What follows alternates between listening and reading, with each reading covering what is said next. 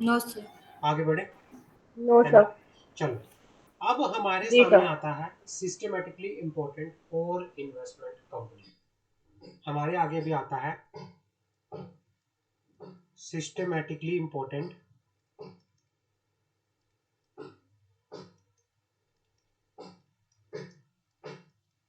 Core investment company.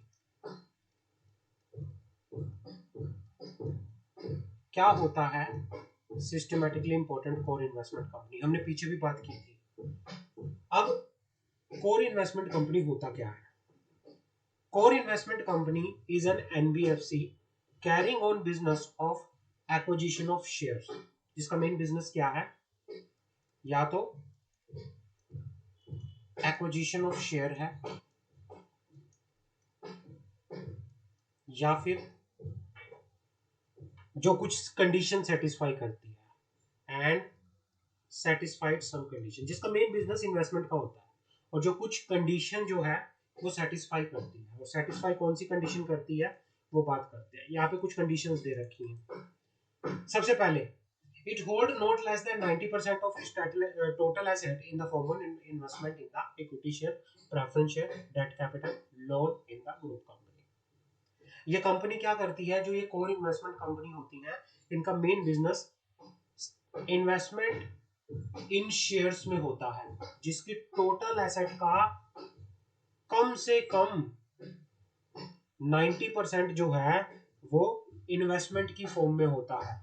या तो equity share में इन्वेस्टमेंट, या प्रेफरेंस शेयर में इन्वेस्टमेंट, या डेट में इन्वेस्टमेंट, या लोन में इन्वेस्टमेंट। और ये काफी सारी ग्रुप कंपनीज में इन्वेस्ट करती है। क्लियर है?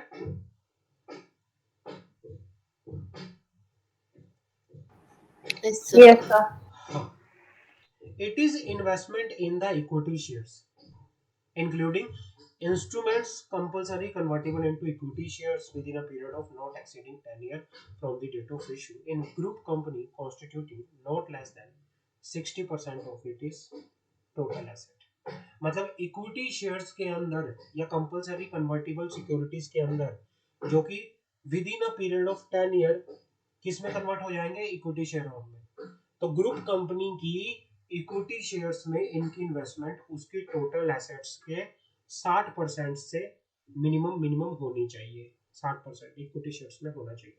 टोटल अगर मैं बात करूं कितना होना चाहिए? इक्विटी शेयर, प्रेफरेंस शेयर या फिर कोई डेट सिक्योरिटी, इन सबको मिला के 90% होना चाहिए। लेकिन खाली इक्विटी इक्विटी में कम से कम 60% होना चाहिए। क्लियर है? Yes sir. हाँ। It does not trade in its investment in share, debt or loan in group company except through block sale for the purpose of dilation or investment। इसका purpose trading करने का नहीं होता। Investment company का जो purpose है वो trading करने का नहीं होता, सिर्फ इन्वेस्टमेंट करने का होता है। ये इन्वेस्टमेंट करती है, ये ट्रेडिंग नहीं करती, ये इन्वेस्टमेंट करती है। कुछ होती है जो ट्रेडिंग करते हैं। ट्रेडिंग का मतलब क्या होता है? जब जब प्रॉफिट दिखा बेच दिया, जब प्राइस कम दिखा खरीद लिया, मतलब सेल परचेज का काम। ये काम नहीं करती वो, ये इन्वेस्टमेंट करती है लॉन्ग टर्म। क्लियर है? Yes sir. It does not carry any other financial activity referred to in section 45 and section referred to in section 45 clause C and 45 clause F of the RBI Act 1934। ये किसी तरह से कोई financial activity, सिर्फ investment को छोड़ के कोई दूसरी फाइनेंशियल एक्टिविटी नहीं करती, except investment in bank deposit, money market instrument, government security, loan to, investment in debts insurance of the group company. सिर्फ इन कामों को छोड़ के एक इन्वेस्टमेंट कंपनी ये काम कर सकती है, बाकी और कोई फाइनेंशियल एक्टिविटी नहीं कर सकती। क्लियर है? समझ आ गई? सिस्टमेटिकली इंपॉर्टेंट एनबीएफसी का जो एसेट्स का साइज होता है वो कम से कम 10 करोड़ होना चाहिए। इट एक्सेप्ट पब्लिक फंड, ये पब्लिक फंड एक्सेप्ट करते हैं। तो ये जो है कोर इन्वेस्टमेंट कंपनी की होती है। कोर इन्वेस्टमेंट कंपनी के लिए जिसका main business acquisition of share होता है और जो कुछ कंडीशन सेटिस्फाई करती है, तो वो कंडीशन आपने पढ़ी। क्लियर है? कोई डाउट? Yes, sir. Clear. अब आता है हमारे No, पास sir. Infrastructure debt fund. Now हमारे पास आता है इंफ्रास्ट्रक्चर डेट फंड. क्या होता है इंफ्रास्ट्रक्चर डेट फंड? बात करते हैं. Infrastructure debt fund means no, ये एक एनबीएफसी होती है. Is a company registered as a NBFC to facilitate the flow of long term debt into the infrastructure project. किसी इंफ्रास्ट्रक्चर प्रोजेक्ट को लॉन्ग टर्म डेट प्रोवाइड करने के लिए ये infrastructure debt fund company as a company incorporate होती है, जो कि एनबीएफसी होती है. Infrastructure Debt Fund (NBFC) raise resources through issue of rupees dollar denominated bond of minimum 5-year maturity. ये क्या करते हैं? जो ये इंफ्रास्ट्रक्चर डेट फंड होते हैं, एनबीएफसी होती है, ये क्या करती हैं? या तो रुपीज डिनोटेड या डॉलर डिनोमिनेटेड बॉन्ड है वो रेज करते हैं, इशू करते हैं. समझ आ गए? जिनका मैच्योरिटी पीरियड क्या होता है? 5 ईयर का होता है. Only infrastructure financial company can sponsor IDF. और ये किसके लिए होती है? सिर्फ इंफ्रास्ट्रक्चर फाइनेंस कंपनी के लिए. कोई भी इंफ्रास्ट्रक्चर फाइनेंस कंपनी क्या कर सकती है? एक इंफ्रास्ट्रक्चर डेट फंड एनबीएफसी बना सकती है. क्लियर है? समझ आ गई? Yes, sir. हाँ. Yes, sir. Infrastructure debt fund are investment vehicle which can be sponsored by the commercial bank and NBFC in India, in which domestic और offshore का मतलब होता है foreign, domestic या offshore मतलब international institution investor, especially insurance, pension fund can invest through unit and bond issued by the infrastructure debt fund. Infrastructure debt fund investment vehicle होते हैं जिसको स्पॉन्सर किया जाता है किसी कमर्शियल बैंक के थ्रू या किसी एनबीएफसी के थ्रू, जिसके अंदर इन विच या तो डोमेस्टिक या ऑफशोर इंस्टीट्यूशनल इन्वेस्टर जो होते हैं, स्पेशली जो इंश्योरेंस और पेंशन फंड होते हैं, वो क्या करते हैं? इनकी यूनिट के अंदर, बॉन्ड के अंदर इन्वेस्टमेंट करते हैं. IDF infrastructure debt fund would essentially act as a vehicle for refinancing infrastructure project. Infrastructure project को रीफाइनेंस करने के लिए एक इंफ्रास्ट्रक्चर डेट फंड एक इंपॉर्टेंट व्हीकल की तरह काम करता है. समझ आ गई?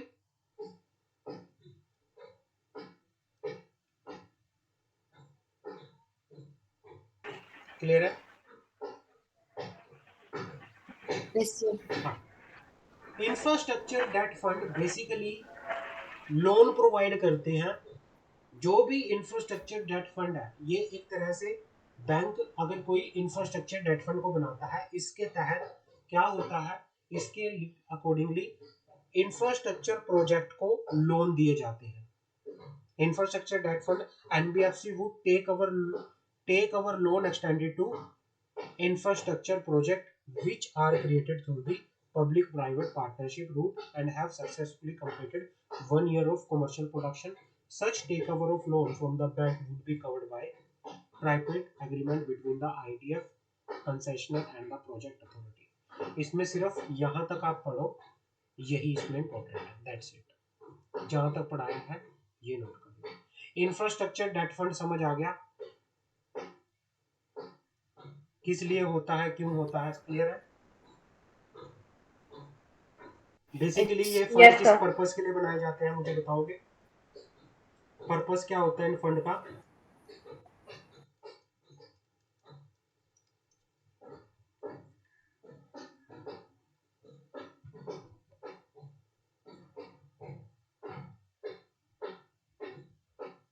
इंफ्रास्ट्रक्चर डेट फंड बेसिकली बनाए जाते हैं फाइनेंस करने के लिए किसी इंफ्रास्ट्रक्चर प्रोजेक्ट को. समझ आ गए? इसको या तो कोई इंफ्रास्ट्रक्चर कंपनी या फिर कमर्शियल बैंक या कोई एनबीएफसी इनको स्पॉन्सर कर सकते हैं. क्लियर है? समझ आ गई? कोई डाउट?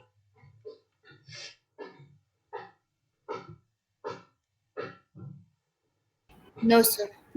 Clear है sir. अब आता है हमारे पास non banking financial company micro finance institutions, MFI।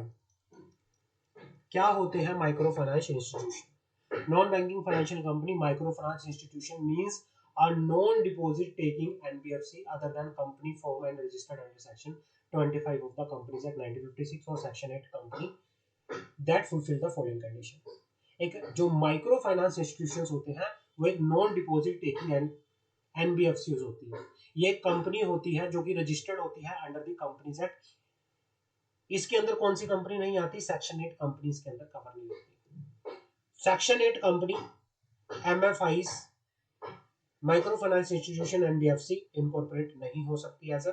बाकी सारी कंपनी अपने आप को as a MFI, NBFC incorporate कर सकती हैं। इसके लिए आपको कुछ कंडीशन फुलफिल करनी पड़ेगी। Number 1, reserve bank of India specified 10 crore rupees as a net on fund requirement for NBFC MFI with effect from 1st of October 2022। कि भाई ये कहना चाह रहा है कि कोई भी company as a NBFC MFI रजिस्टर्ड होना चाहती है तो उसके अपने नेट ऑन फंड कितने होने चाहिए? 10 करोड़ के होने चाहिए with effect from October 1st 2022। However, existing non-banking financial company holding certificate of registration as on कितना 20 कितना 22 October 22nd October 2021 issued by the RBI of India and having net on fund of rupees less than 10 crore shall achieve the net on fund of rupees 10 crore as per the following guidelines। अच्छा, दो चीजें हैं। ये कहना चाह रहा है कि आरबीआई के अकॉर्डिंगली नेट ऑन फंड जो भी एनबीएफसी 1 अक्टूबर 2022 के बाद इनकॉर्पोरेट होगी उसके नेट ऑन फंड कितने होने चाहिए? बताओगे? 10 crore. 10 crore. Less than 10 crore. 10 crore होने चाहिए। अब दूसरी सिचुएशन है, कुछ एनबीएफसी ऐसी भी हो सकती हैं जो कि इनकॉर्पोरेट हुई हैं, रजिस्टर्ड हुई हैं बिफोर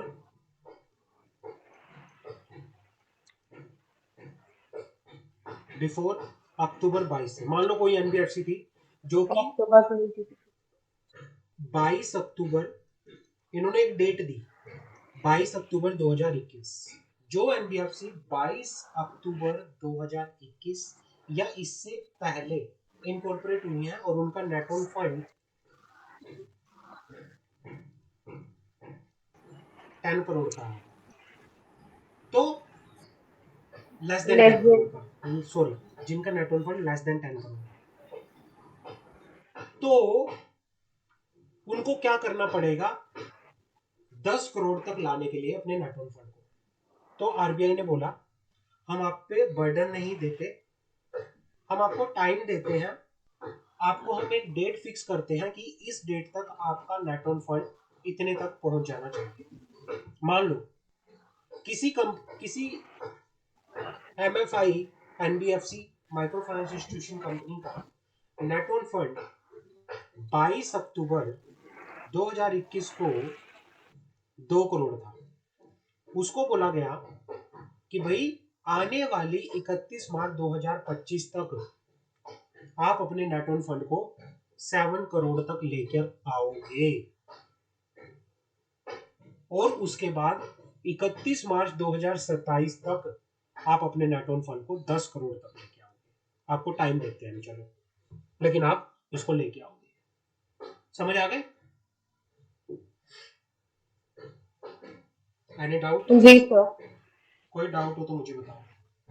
और सर अगर नहीं लेके आ पाई तो फिर? नॉन कंप्लायंस होगा, वो रजिस्ट्रेशन कैंसिल भी हो सकता है। क्लियर है? Okay sir. जी सर। Yes, और सर ये एनबीएफसी का इनकॉर्पोरेशन कैसे होता है? कंपनी का जैसे होता है सेम वैसे ही spice plus normal form company में, की तरह ही होता है। या नॉर्मल इसका कंपनी कुछ अलग है इनकॉर्पोरेशन? स्पेसिफिकली इसको बोला हुआ है कि भाई आपके कुछ एक्स्ट्रा कंप्लायंसेस होते हैं क्योंकि ये नॉन बैंकिंग फाइनेंशियल कंपनी है, वहाँ पे बैंकिंग रेगुलेशन भी लगते हैं। और यहाँ पर वैसे तो जैसे नॉर्मल कंपनी का इनकॉर्पोरेशन होता है वैसे ही रहता है। क्लियर है? Okay sir. हाँ। जी sir. Condition 1, condition 2, MFI NBFC। यह हम कौन सी NBFC की बात कर रहे हैं? माइक्रो फाइनेंस इंस्टीट्यूशन NBFC, जिसका नेट ऑन फंड कितना होना चाहिए? मिनिमम 10 करोड़ का होना चाहिए। और हमने बता दिया कि भाई जो भी NBFC 1 अक्टूबर 2022 के बाद इनकॉर्पोरेट होंगी उसके नेट ऑन फंड 10 करोड़ होगा। लेकिन कोई NBFC मान लो पहले की थी, एक डेट दी गई 22 अक्टूबर 2021, उस पर देखा गया कि किसी NBFC का नेट ऑन फंड कितना है, उसके हिसाब से उनको टाइम दिया गया कि भाई अगर आपका 10 करोड़ से कम है तो हम आपको टाइम देते हैं, अगर आपका मान लो 7 करोड़ से भी कम है तो आने वाली 31 मार्च 2025 को 7 करोड़ तक आप लेके आओगे। उसके बाद 2027 तक आप अपना इसको 10 करोड़ तक लेके आओगे। क्लियर है? Any doubt? Yes, sir. हाँ यस सर, क्लियर है। हाँ। Not less than 85% of it is net asset are in nature of qualifying asset। ये कहना चाह रहा है कि जो एसेट है, जितनी भी एसेट है वो क्या होनी चाहिए? Not less than 85% of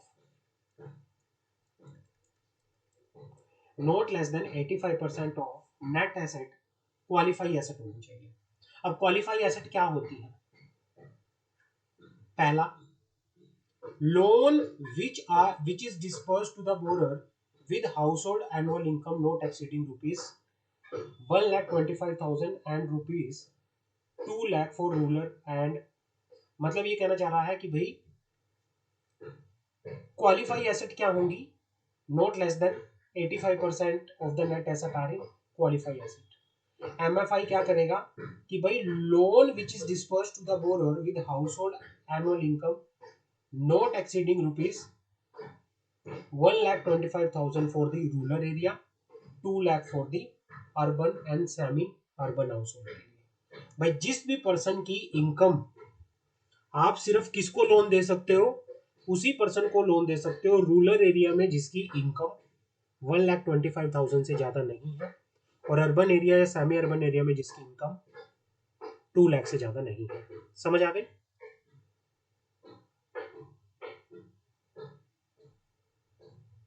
ji sir. हाँ भाई, कुछ कंडीशंस आपको फॉलो करनी पड़ेंगी।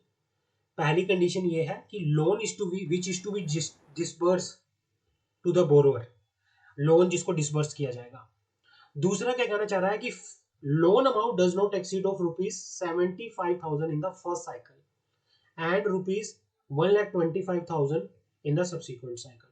फर्स्ट टाइम जो लोन दोगे वो 75,000 रुपीज से ज्यादा नहीं होना चाहिए, और उसके बाद जो लोन होगा वो 1,25,000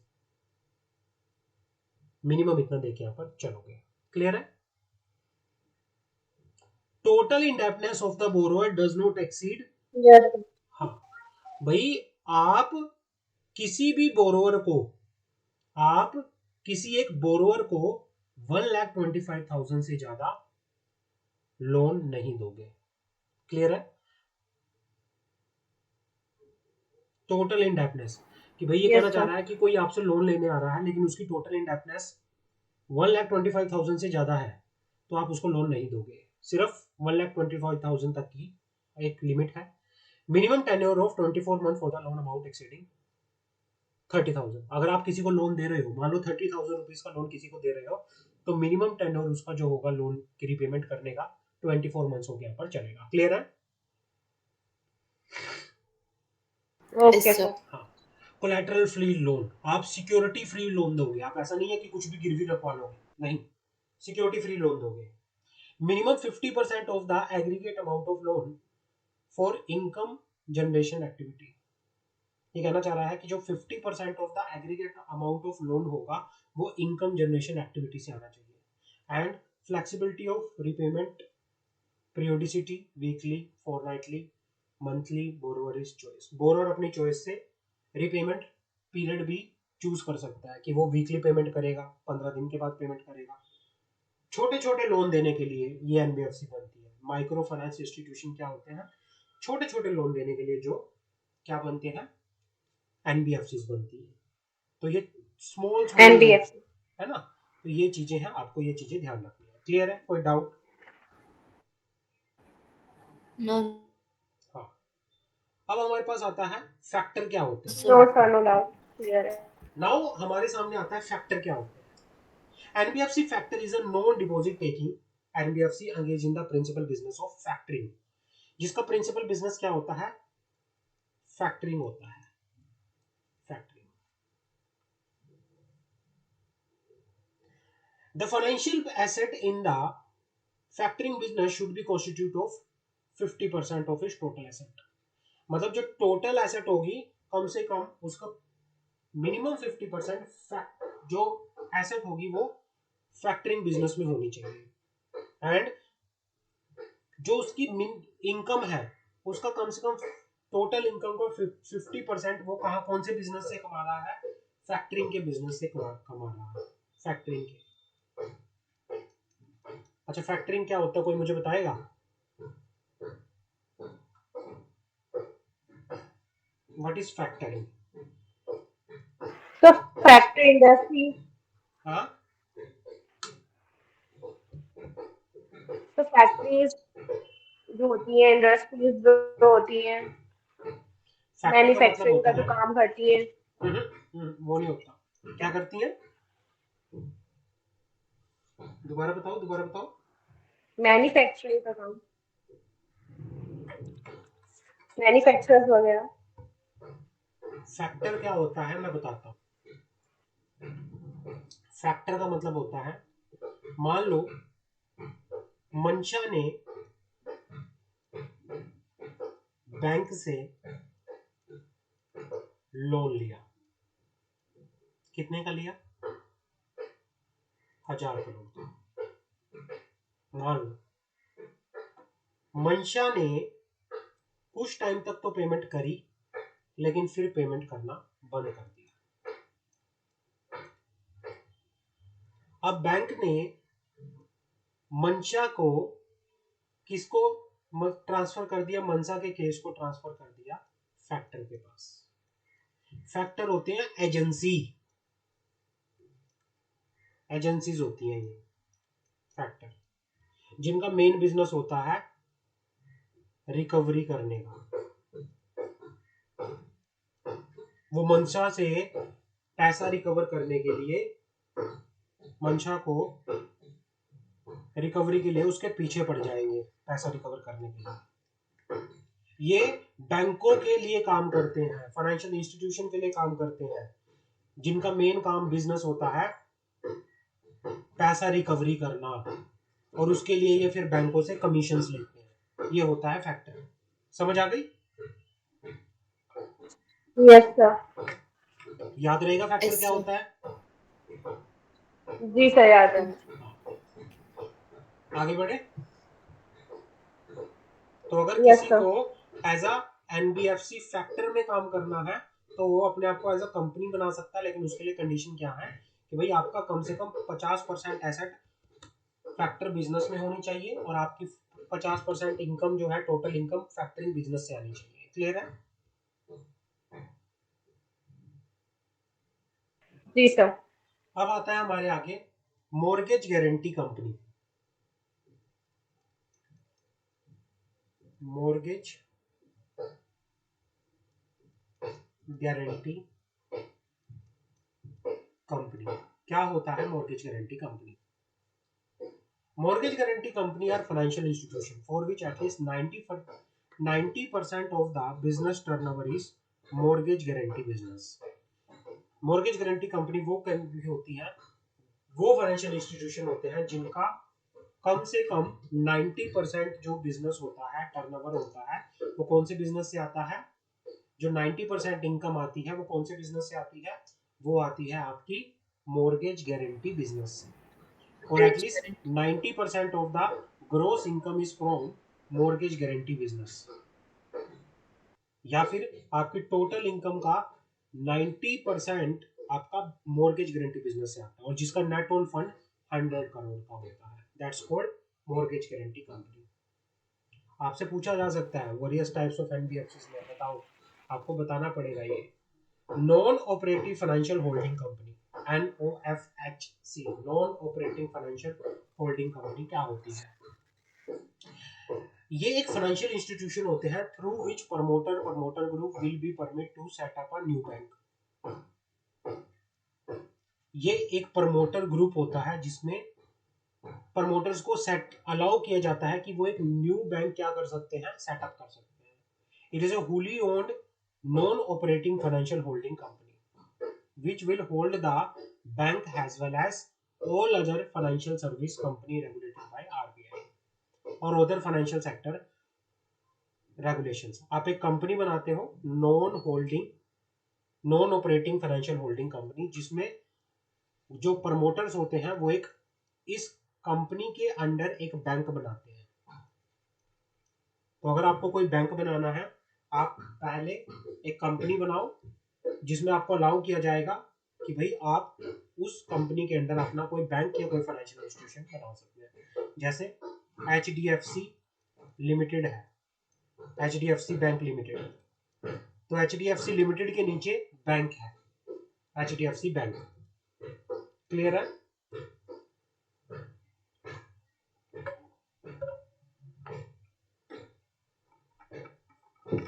एक होता है systematically important non deposit taking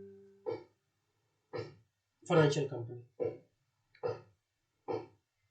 एक होता है systematically important non deposit taking non banking financial company. ये क्या होता है, बात करते हैं। Means a non banking financial company not accepting या holding public deposit and having total asset of ₹500 crore. एक नॉन बैंकिंग, ये कहना चाह रहा है systematically important non deposit taking non banking financial company means a non-banking financial company not accepting या holding public deposit, जो कि ना तो कोई पब्लिक डिपॉजिट एक्सेप्ट करती ना होल्ड करती, और जिसका असेट जो होता है वो 500 करोड़ का होता है या इससे ज्यादा का होता है as per the last audited balance sheet. तो ये अलग अलग टाइप्स ऑफ आपकी एनबीएफसीज है। जहां तक कोई डाउट हो तो मुझे बताओ।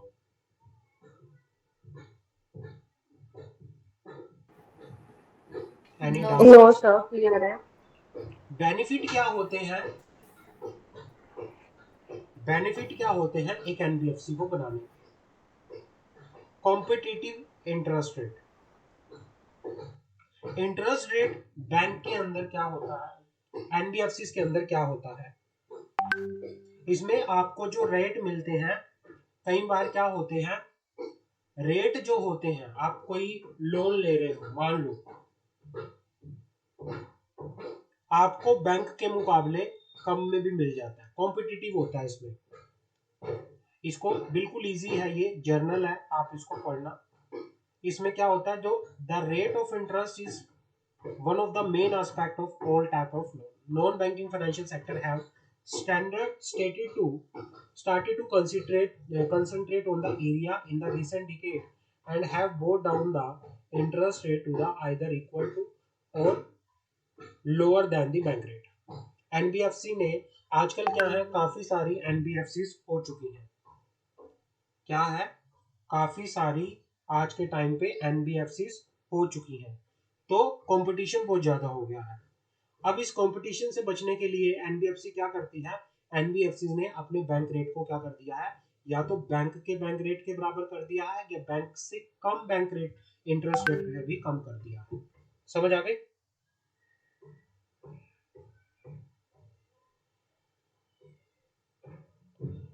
उसके जी बाद सर। क्या है, बैंक जो एनबीएफसीज हैं वो एक आपको इजी ईएमआई, लोअर ईएमआई भी क्या कर देती है, ऑफर करती है। तो ये कॉम्पिटिटिव इंटरेस्ट रेट, आपको लोअर इंटरेस्ट रेट, इसमें आप लिख सकते हो लोअर इंटरेस्ट रेट।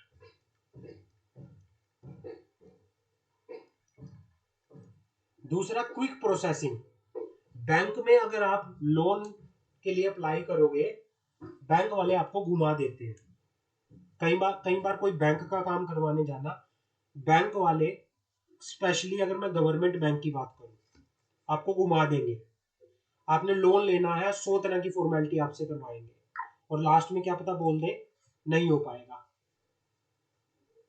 आपकी डॉक्यूमेंट इतनी वेरिफिकेशन करेंगे, ये चेक करवाओ, वो चेक करवाओ, ये दो, वो दो, ये दो, वो दो, फलाना ढिमकाना, बहुत घुमाते हैं। लेकिन एनबीएफसी के केस में आपको लोन बैंक के मुकाबले काफी इजीली मिल जाता है। क्लियर है? जी sir. Point number 3, Yes, sir.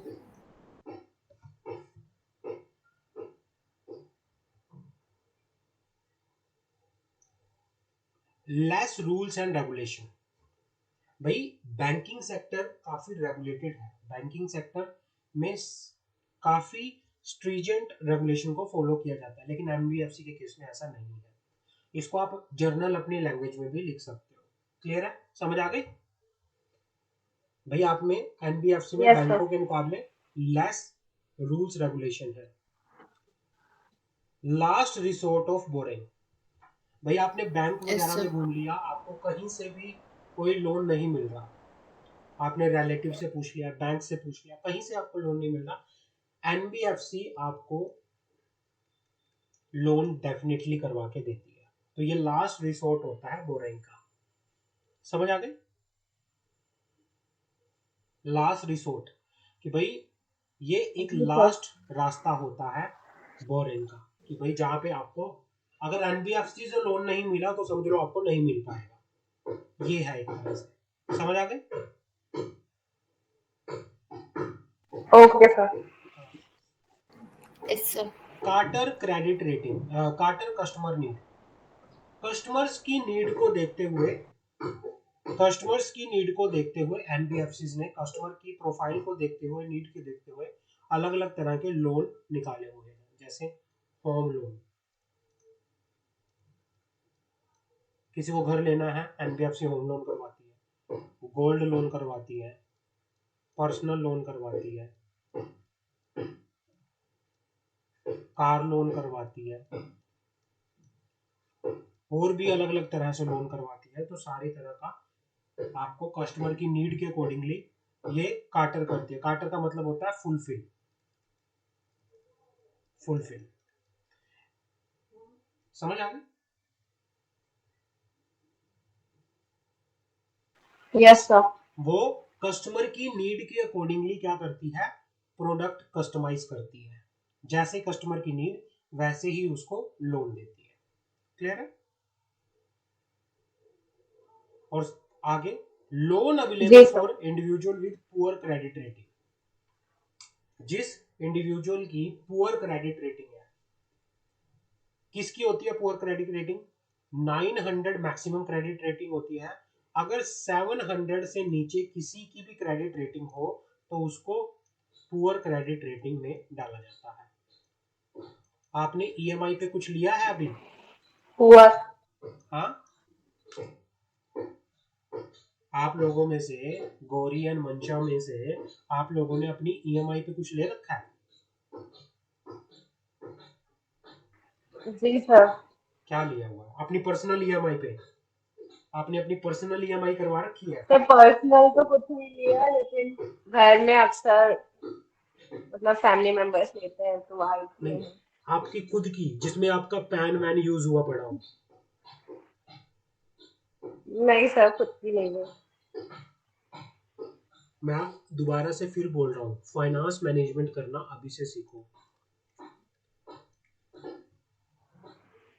अभी आपने एक्चुअली, या तो गौरी आपने कोई वो लिया हुआ है, कोई ईएमआई पे कोई गैजेट खरीद रखा हो, अपनी पर्सनल ईएमआई करवा रखी हो, आपके बैंक अकाउंट से डिडक्ट होती हो? गौरी? No, sir. नो। लेकिन फ्यूचर में बड़ा ध्यान से चीजें No, देखना। sir.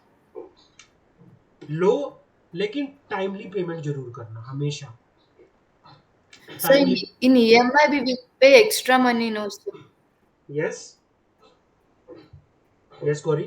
So in EMI we will pay extra money, sir, for yes, you have to pay interest it rate. is better to pay हाँ, one time payment. हाँ, but in future, मैं बात कर रहा हूँ इन फ्यूचर की, जब भी आप, चलो ये तो छोटी मोटी चीजें हैं, आपको घर लेना है, गाड़ी लेना है, जब आप वर्किंग हो जाओगे, इंडिपेंडेंट हो जाओगे, What important factor is to consider is your finance management. आपकी सैलरी अगर 30,000 भी है ना पर मंथ की, per month 30,000, but you are going with the financial management, आप फाइनेंशियल मैनेजमेंट के साथ जा रहे हो, आप फाइनेंशियल मैनेजमेंट कर रहे हो, अपने उस 30,000 को देखो मुझे कहाँ लगाना है, अभी से आज से लिख लो, जब भी मैं अर्निंग करना शुरू करूंगी, अर्निंग करना, चाहे मेरी अर्निंग 10,000 की हो पर मंथ की, चाहे 30,000 की हो, चाहे 50,000 की हो, चाहे 1,00,000 की हो, अपनी इनकम का 10% मैं इन्वेस्ट करूंगी,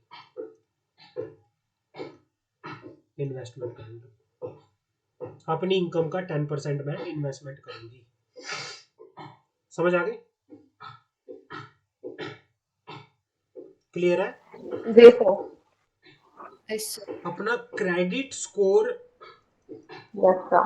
मेंटेन हमेशा रखना। अगर 700 से नीचे गया आपको कभी भी फंडिंग नहीं मिल पाएगी, बड़ी मुश्किल से मिल पाएगी अगर 700 से कम गया तो। अपनी चीजों को, अभी आप स्टूडेंट हो, एक एज आती है जब बच्चा नया नया कमाना शुरू करता है, आगे ये आपकी लाइफ में भी आएगा फैक्टर, और जब बच्चा कमाना शुरू करता है नया नया, तो वो खर्चे करना भी शुरू करता है, अच्छे से करता है ना, क्योंकि खुद की इनकम होती है, इंडिपेंडेंट हो जाता है। जी सर। फिर उसको लगता है कि यार मेरे को तो अभी खर्चा करना है, इंजॉय करना है, और कई बार उस इंजॉय के चक्कर में वो इतना खर्चा कर देता है कि जो उसकी जेब, उसकी पॉकेट उसको अलाउ नहीं करती, और कई बार फंड कंस्ट्रेंट की वजह से आप फाइनेंशियल डिफिकल्टीज में भी आ जा सकते हो, और जब फाइनेंशियल डिफिकल्टी आती है, जब फाइनेंशियल इम्बैलेंस होना शुरू हो जाती हो, तो उस फाइनेंशियली इम्बैलेंस की वजह से आपकी जो रेटिंग है वो भी बिगड़ना शुरू हो जाती है। आपका फोकस इन्वेस्टमेंट पे रहना चाहिए।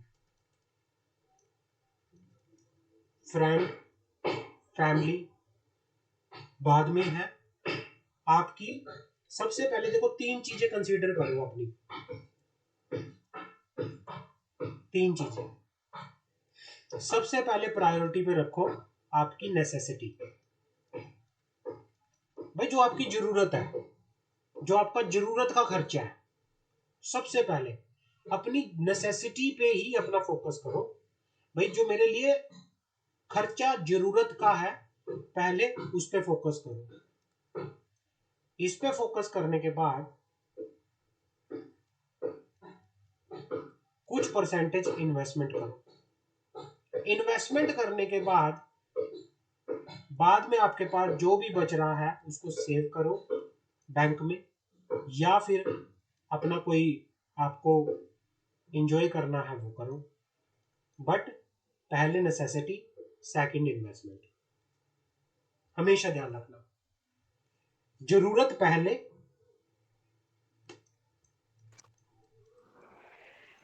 इन्वेस्टमेंट उसके बाद, शौक सबसे लास्ट में। कई लोग क्या करते हैं, पैसा आता है पहले शौक पे जाते हैं। शौक, जब शौक पे जाते हैं जी वो सर। शौक ऐसे होते हैं, फिर जरूरत पूरे करने के लिए पैसा नहीं बचता, और जब जरूरत का पूरे करने, जरूरत बहुत जरूरी होती है, वो जरूरी होती है, आप टाल नहीं सकते, फिर आप कहीं भागते हो पैसे की अरेंजमेंट करने में, और अरेंजमेंट के चक्कर में आप फंसते हो, किसी से पैसा उधार ले लिया, कहीं से लोन ले लिया, लेकिन उसकी रिपेमेंट भी आपको करनी है। इन्वेस्टमेंट तो भूल ही जाओ। अब जब इसमें फंसते हो, यहां से आपका इंपैक्ट होना आता है शुरू, आपकी रेटिंग पे, फाइनेंशियल डिफिकल्टीज पे।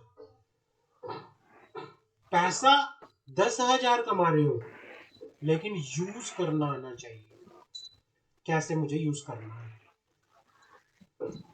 समझ आ गई? जी सर। अदरवाइज चाहे आप 1 लाख रुपए भी कमा रहे हो, कोई फायदा नहीं है अगर मैनेज नहीं करना आया तो। समझ आ गई? कुछ लोग होते हैं जो यस सर।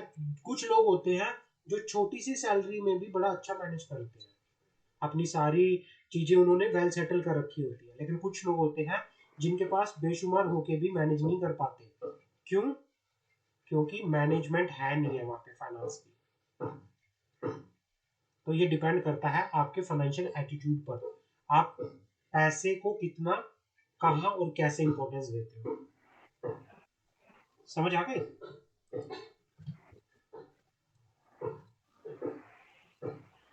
क्लियर है? Yes, sir. जी सर। क्योंकि ये सारा, अभी आप स्टूडेंट हो, आपने एग्जीक्यूटिव पास कर लिया मान लो, ट्रेनिंग में आ गए, ट्रेनिंग में आपको कहीं से पैसा मिलना, मान लो 10,000 शुरू हो। बच्चों 10,000 जो वो मिल रहा है, उस 10,000 का भी यूटिलाइजेशन करना अपने फ्यूचर के लिए, बेटर फ्यूचर के लिए। 2,000 अगर आज इन्वेस्ट करोगे ना, आज से इन्वेस्ट करना शुरू करोगे, 1,000 भी इन्वेस्ट करना शुरू करोगे, मैं आपको बताता हूँ।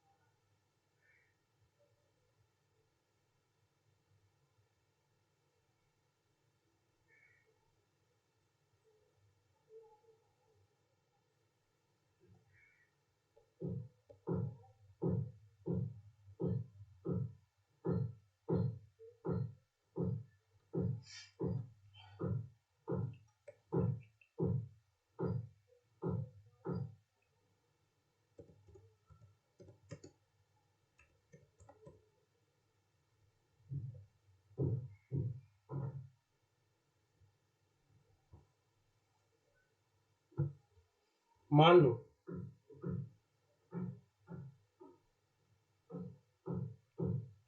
आपने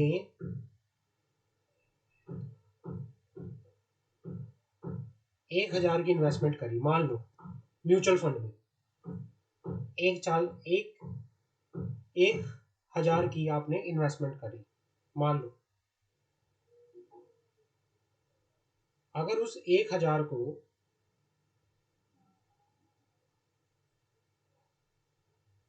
मैं आपको चलो मैं मोटा मोटा मान लेता हूँ कि भाई आपने अपनी सेविंग करी, आपने सेविंग करके 50,000 रुपए म्यूचुअल फंड में डाल दिए आज, 50,000 रुपए आपने म्यूचुअल फंड में डाल दिए आज। मान लो आपको रिटर्न मिली, आने वाले, मैं 5 साल की बात करूं, वो पैसे आपको इतने मिलेंगे, 90,000 रुपए के आसपास। और जैसे जैसे सिप कैलकुलेटर में अगर मैं बात करूं, सिप की होती है कि हर महीने, सिप होता है कि हर महीने आप थोड़ा थोड़ा अमाउंट डालते हो। मान लो हर महीने आपने 2,000 रुपए डालना शुरू कर दिया, या आप बच्चे थे, आप 10,000 रुपए ट्रेनिंग कर रहे, 10,000 की ट्रेनिंग पे हो, 1,000 रुपया आप सिप सिप डाल रहे हो अपनी। और मान लो, मैं ज्यादा भी नहीं कह रहा, आपको जो रिटर्न मिल रही है 12% की मिल रही है, 5 साल के लिए आपने, ये 10 साल के लिए, अगले 10 साल के लिए आपने डाल दिया, जो आप हर महीने एक लाख रुपए 1,000 रुपया डाल रहे हो, 10 साल के बाद वो रिटर्न मिलके आपको 2,32,000 रुपया मिलेगा। तो ये होता है फायदा। और जैसे जैसे इसको बढ़ाते जाओगे, मान लो आपकी जॉब लगी, हर महीने आप 5,000 रुपया डाल रहे हो, 5,000 रुपया, आपको आने वाले 10 सालों के बाद 11 लाख रुपया मिलेगा। मतलब आपकी रिटर्न देख लो, अगर आप सेव करके रखोगे उसको बैंक में, आपको सिर्फ 6 लाख रुपया बनेगा। लेकिन अगर आप उसको म्यूचुअल फंड में इन्वेस्टमेंट कर दोगे तो आपको कम से कम उसकी रिटर्न 5.5 लाख या 6 लाख के आसपास मिलेगी। ये इतना आपको मिलेगा। ये फायदा होता है इन्वेस्टमेंट करने का म्यूचुअल फंड में। तो टोटल आपको 11 लाख रुपए तक मिल सकते हैं। तो अपनी फाइनेंशियल को अभी से चीजें, अगर अभी भी आपको पॉकेट मनी मिलती है ना बच्चों, कुछ इधर उधर वेस्ट करने से अच्छा ग्रो ऐप डाउनलोड कर Sir, लो। I have a question. Yes yes Gauri. Sir, sir, we should invest monthly for that, sir. Monthly start a SIP, you can start a SIP. Oh, okay, Yes. sir. Choose a mutual fund, मतलब you can say Okay, sir. first of all, अभी आप investment नहीं कर रहे ना, you are not doing investment right now. आप कर रहे हो या नहीं कर रहे? No, sir. नहीं कर रहे। मंशा आप No, कर रहे sir. हो? I'm not doing. Yes. आप एक काम करो, नो सर। मोबाइल में ग्रो ऐप डाउनलोड करो। ग्रो ऐप सुना है ग्रो ऐप के बारे Okay. में? No, sir. यस सर, सुना है। हाँ, आप ग्रो ऐप डाउनलोड करो। वहां पे आपको अगर शेयर्स के अंदर इन्वेस्टमेंट करनी है तो शेयर्स का अलग से ऑप्शन आता है। म्यूचुअल फंड के अंदर इन्वेस्टमेंट करनी है तो म्यूचुअल फंड का अलग से आता है। पहले अपना अकाउंट क्रिएट कर लो ग्रो पे, अपना नाम, mobile number, pan number, Okay, sir. हाँ वो करके आपकी केवाईसी हो जाएगी, ग्रो आपको अप्रूव कर देगा। वहां पे डेली ये भी बताता है ग्रो कि आज की सबसे बेस्ट शेयर कौन से हैं, कौन सी कंपनी के शेयर सबसे बेस्ट है, या कौन सी कंपनी के म्यूचुअल फंड सबसे बेस्ट है, कौन से म्यूचुअल फंड सबसे बेस्ट है।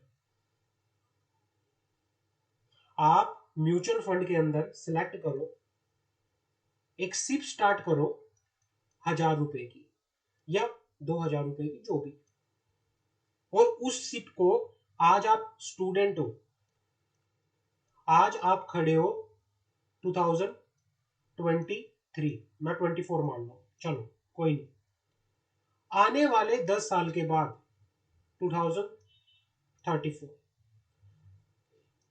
आपको जॉब की टेंशन लेने की भी जरूरत नहीं है। मैं आपको लिख के दे रहा हूं। आपको फाइनेंशियल, सिर्फ ये मत सोचो, ये बिल्कुल मत सोचना बेटा कभी भी कि भाई मैं तो जब जॉब लग जाएगी तब हो जाएगा सब मेरा ठीक, ऐसा कुछ भी नहीं है।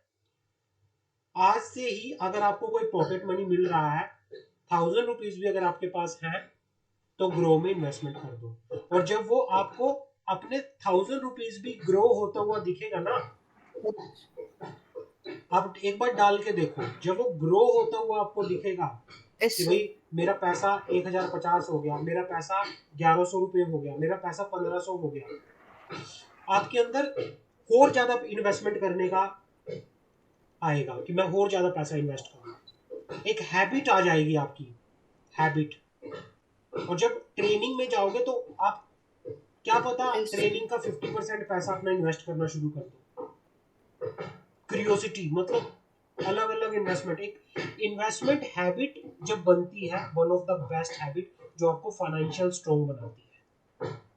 तो मैं तो ये कहता हूँ, अगर आज भी आपके पास 500 रुपया भी अगर आपके पास है, आप उसको इन्वेस्टमेंट करना शुरू कर दो।